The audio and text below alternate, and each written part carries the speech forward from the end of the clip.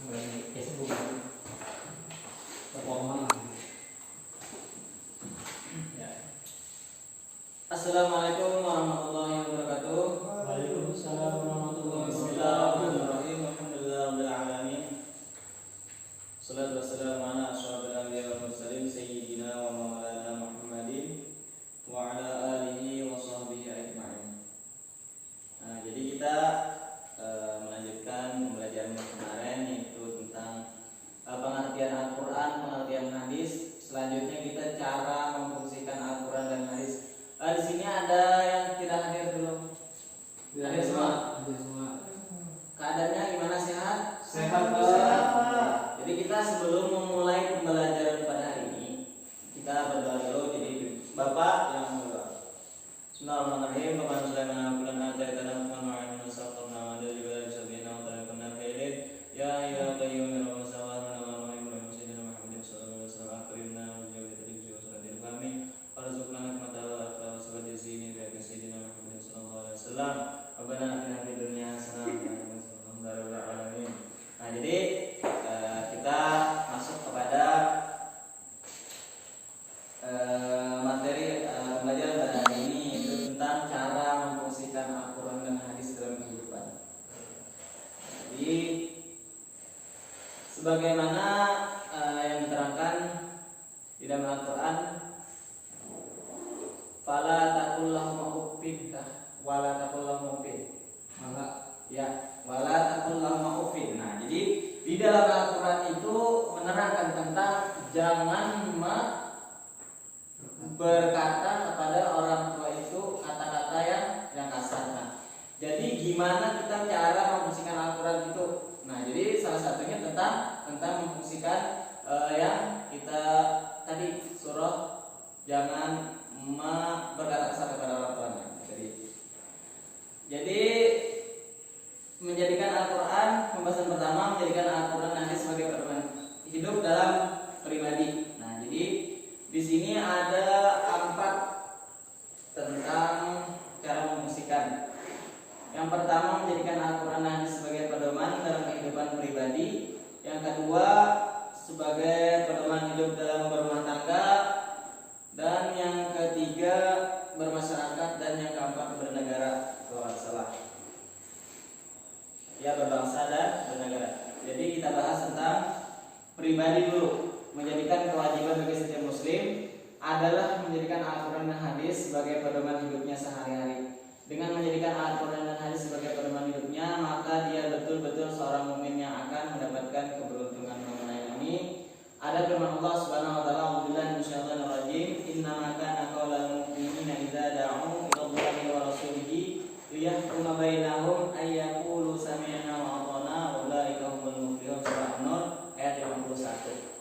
Artinya sesungguhnya jawaban orang-orang mukmin bila mereka dipanggil kepada Allah dan Rasul-Nya agar Rasul menghukum atau mengadili di antara mereka ialah ucapan kami mendengar dan kami patuh. Dengan mereka itulah orang-orang yang beruntung.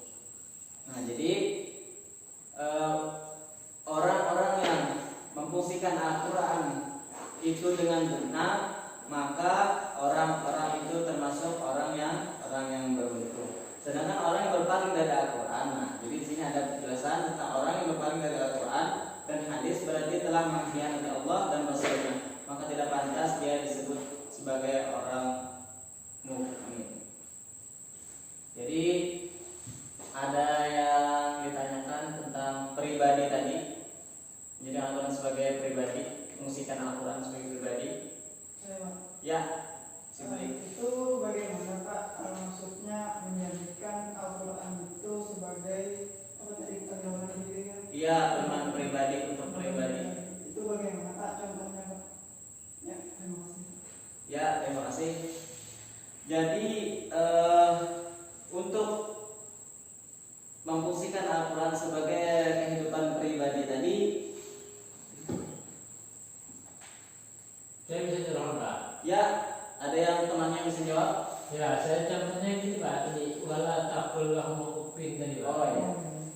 Jadi kan misalnya dia dipanggil ibunya kan jadi kan pedoman untuk hidupnya jangan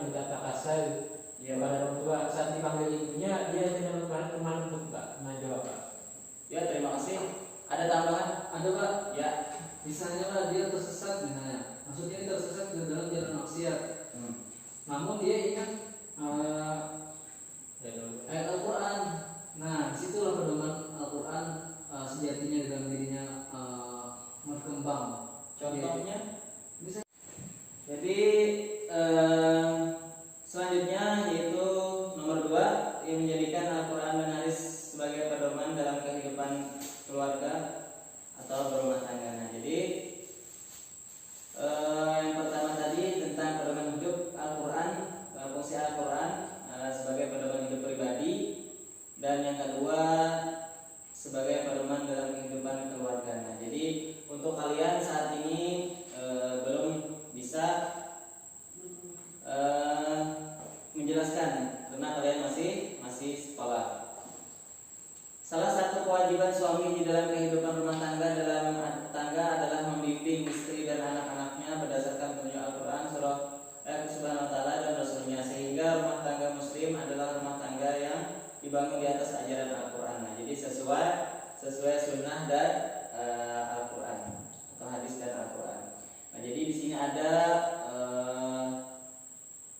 ayat surah An-Nisa ayat 34, dipersilakan untuk Sibli bisa bacakan. Ya. Surah An-Nisa ini yang Ar-Rijal. Alhamdulillah.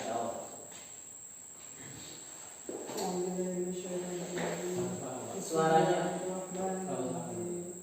Ya. Ya, bisa dikit aja. 3 ayat.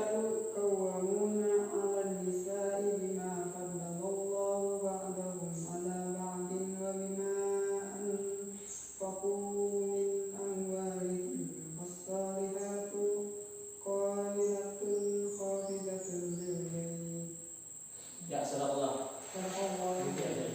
Disambung oleh Pak Arif.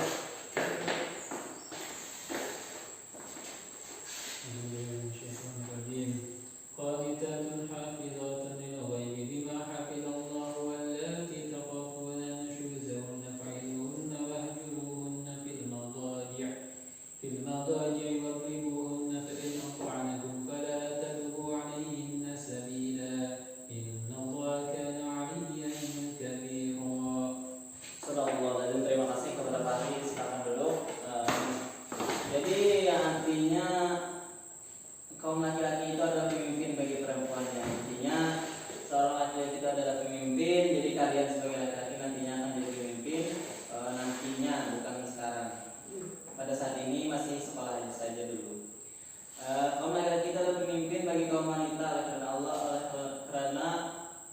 karena Allah telah melebihkan sebagian mereka laki-laki atas sebagian yang lain, artinya wanita.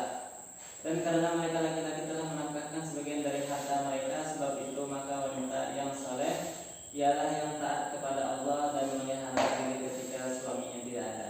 Karena itu Allah telah memelihara mereka menyertai yang kamu khawatirkan, maksudnya maka senantiasa mereka dan pisahkanlah mereka di tempat tidur mereka dan pukul mereka. Kemudian jika mereka mentaatimu, maka janganlah kamu mencari-cari jalan untuk menyusahkannya. Sesungguhnya Allah Maha Tinggi lagi Maha Besar. Nah, jadi paparan arti surah An-Nisa ayat di atas tadi mengenai tentang laki-laki itu adalah pemimpin bagi kaum wanita. Nah, jadi ada hadis Nabi Sallallahu Alaihi Wasallam, ini Bapak akan bacakan artinya saja.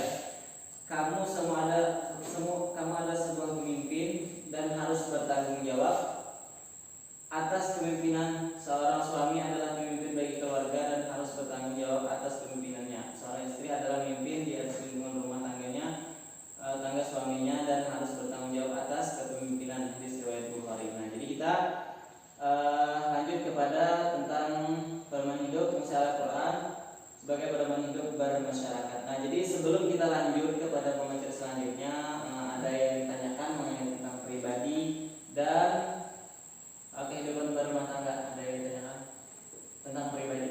Misalkan rajin sholat itu termasuk pribadi pribadi yang berpedoman Al-Quran ya Pak? Iya, sangat betul sekali. Karena semua apa yang dilakukan seorang muslim itu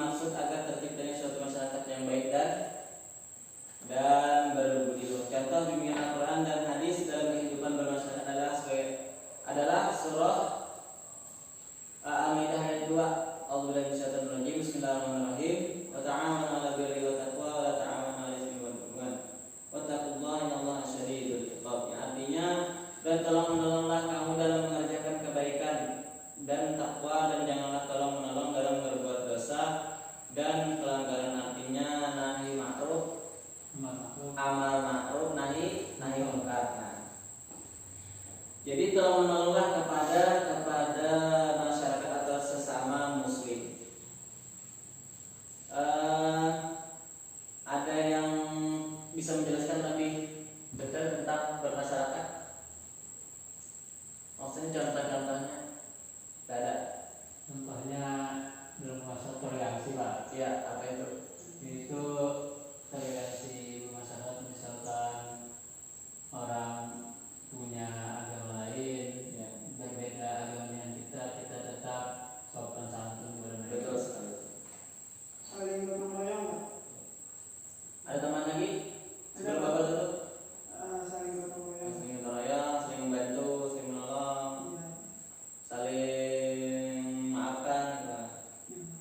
Nah, jadi sebelum Bapak tutup, Bapak akan memberi tugas mengenai tentang tugas 3 tadi, itu tentang pribadi, keluarga dan bermasyarakat tadi. Jadi kalian tulis penjelasan tentang pribadi mengenai contohnya 1, 2, dan 3 tadi, Juga. dan tulis ayat Al-Qur'annya. Oke Pak, siap. Iya, Pak. Lebih bagus lagi kalian tulis dengan hadis-hadisnya.